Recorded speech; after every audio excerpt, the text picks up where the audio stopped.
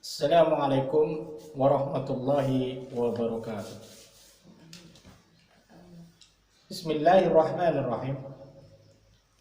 An Qubath ibn Ashham al-Laythi radhiyallahu anhu qala Rasulullah sallallahu alaihi wasallam salatul rajulaini ya'ummu ahaduhuma sahibuhu azka innallahi min salati arba'atin tatra wa salatu arba'atin azka indallahi min salati thamaniyati tatra wa salatu thamaniyati ya'ummuhum ahaduhum azka indallahi min salati mi'ati tatra.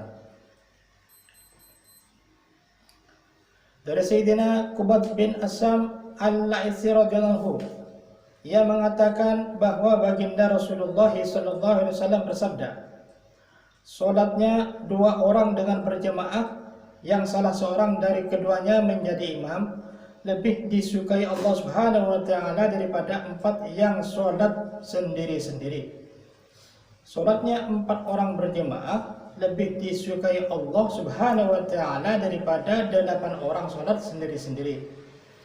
Salatnya 8 orang yang diimami salah seorang dari mereka lebih disukai Allah Subhanahu wa taala daripada 100 orang salat sendiri-sendiri. Hadis riwayat Bazar Tabrani dari kitab At-Targhib. Dari hadis lain dikatakan jamaah yang besar lebih disukai Allah Subhanahu wa taala daripada jamaah yang kecil. Faedah. Sebagian orang merasa cukup sholat berjamaah di rumah atau di toko dengan 2 atau 4 orang. Orang seperti ini mendapat 2 kerugian. Pertama, tidak mendapat pahala sholat berjamaah di masjid. Kedua, mereka terhalang dari pahala yang disebabkan banyaknya peserta sholat berjamaah. Lebih banyak orang yang berjamaah akan lebih dicintai Allah Subhanahu wa taala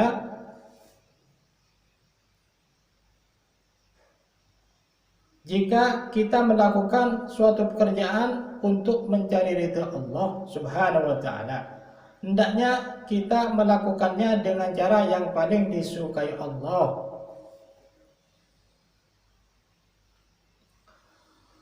Sebuah hadis menyebutkan bahwa Allah Subhanahu wa taala suka jika melihat 3 hal.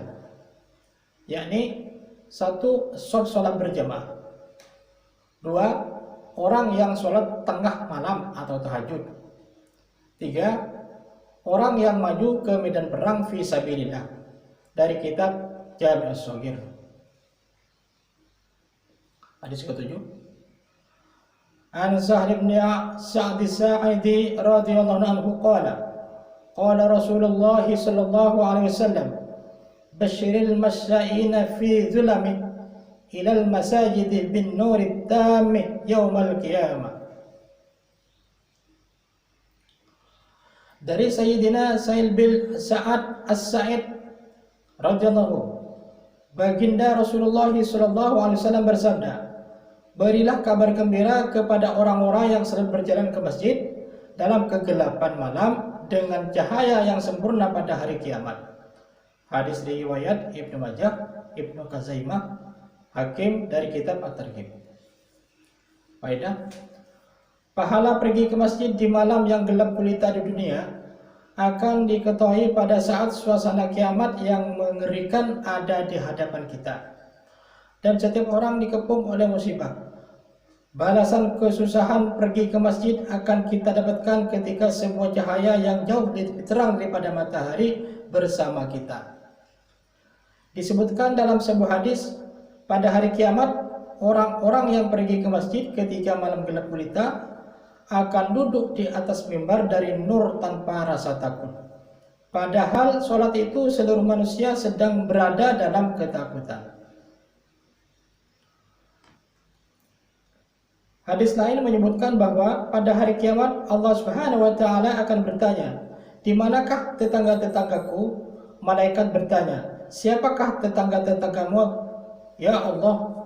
Allah Subhanahu wa taala berfirman, "Tetangga-tetanggaku adalah orang-orang yang senantiasa memakmurkan masjid-masjid."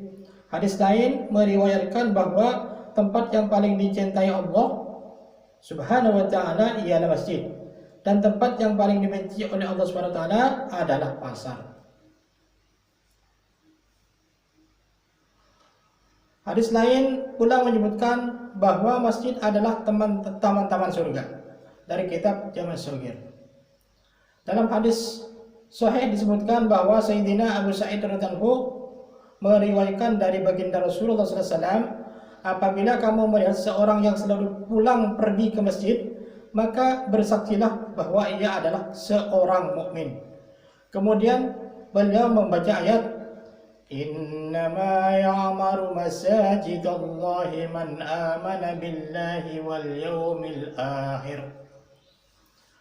Sesungguhnya yang memakmurkan masjid-masjid Allah hanyalah orang yang beriman kepada Allah dan hari kiamat.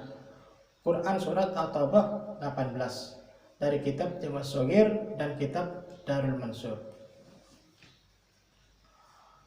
Dalam sebuah hadis diriwayatkan mengerjakan wudhu dengan susah payah, melangkahkan kaki ke masjid dan duduk menunggu sholat selepas sholat adalah penghapus dosa dari kitab Jami' Shaghir.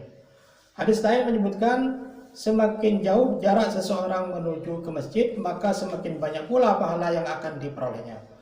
Karena setiap langkahnya menuju masjid akan dihitung sebagai pahala. Oleh karena itu diriwayatkan bahwa jika pergi ke masjid, para sahabat radhiyallahu memperpendek langkah-langkah mereka.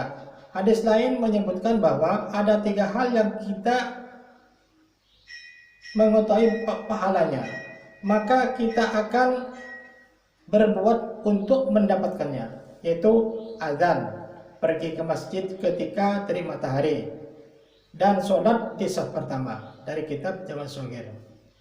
Sebuah hadis menyebutkan bahwa pada hari kiamat, ketika manusia dalam keadaan susah dan matahari sangat terik, ada 7 golongan manusia yang akan mendapat perlindungan rahmat Allah.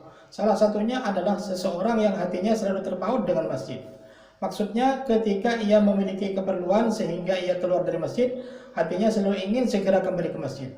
Hadis lain menyebutkan bahwa barang siapa menyintai masjid, maka Allah Subhanahu wa taala akan mencintainya dari kitab Jami' Shaghir. Setiap syariat agama yang diturunkan Allah Subhanahu wa taala mengandung banyak keberkahan, kebaikan dan pahala yang tidak terkira. Di samping itu juga mengandung banyak masalah dan kebaikan, yaitu mengandung banyak maslahat dan kebaikan yang disembunyikan oleh Allah Subhanahu wa taala, yang sangat sulit untuk diketahui hakikatnya. Hanya Allah Subhanahu wa taala yang mengetahui rahasianya.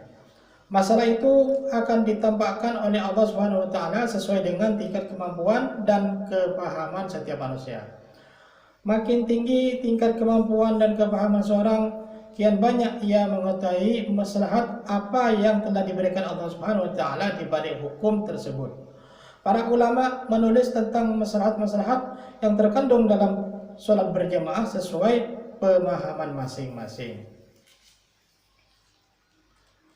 Dari kitab Hijatullah Al-Balighah, Syekh Waliyatullah rahmatullah ialah menulis tentang masalah sholat berjamaah yang terjemahannya dan maksudnya adalah sebagai berikut. Di antara masalah sholat berjamaah agar kita dapat terhindar dari pengaruh adat istiadat yang buruk. Untuk itu tidak ada cara yang lebih baik kecuali kita menjadikan salah satu ibadah sebagai kebiasaan di tengah masyarakat, sehingga dapat diamalkan oleh seluruh lapisan masyarakat secara terang-terangan, baik yang pandai maupun yang bodoh, baik penduduk kota maupun penduduk desa. Semua akan berlomba-lomba dalam ibadah tersebut. Jika ibadah sudah menjadi kebiasaan, maka ibadah tidak mungkin dapat dipisahkan dari sendi-sendi kehidupan. Jika hal itu tidak tercapai, maka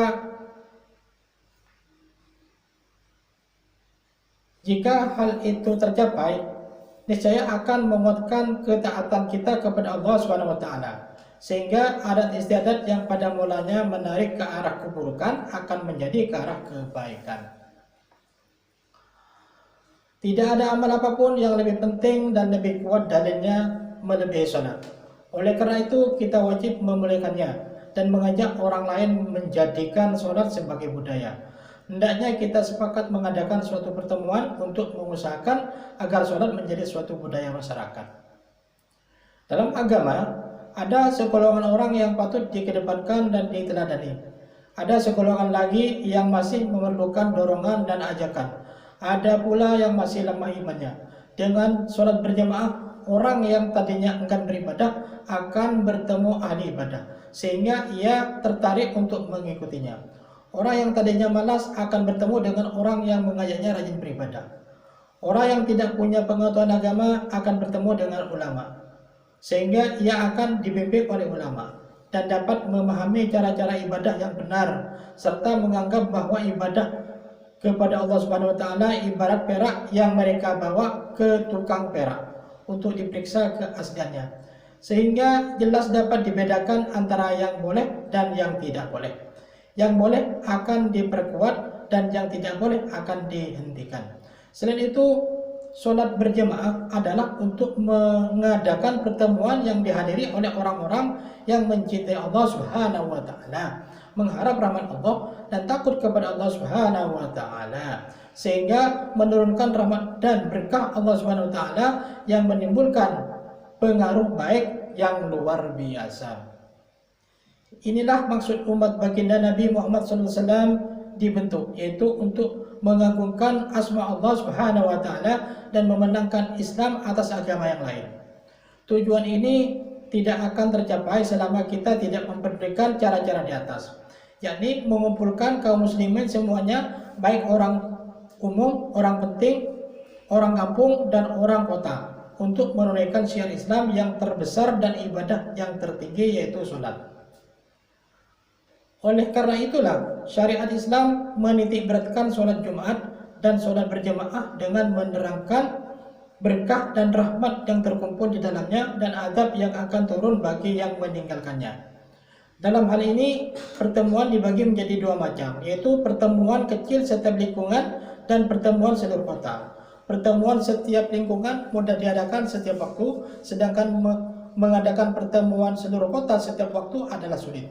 Oleh karena itu, telah ditetapkan bagi kita pertemuan setiap sholat fardu di masjid masing-masing. Kemudian pertemuan seluruh kota disepakati. Kemudian pertemuan seluruh kota sepekan sekali dengan jamaah sholat Jumat. Demikian pembacaan taklim. Marilah kita senantiasa mengenal taklim rumah atau masjid. Mudah-mudahan kita dapat mengerjakan dan menyampaikan orang lain, insyaallah. Subhanallah wa bihamdihi, subhanallah wa bihamdika, asyhadu an la ilaha illa anta, astaghfiruka wa atubu ilaik. Assalamualaikum warahmatullahi wabarakatuh.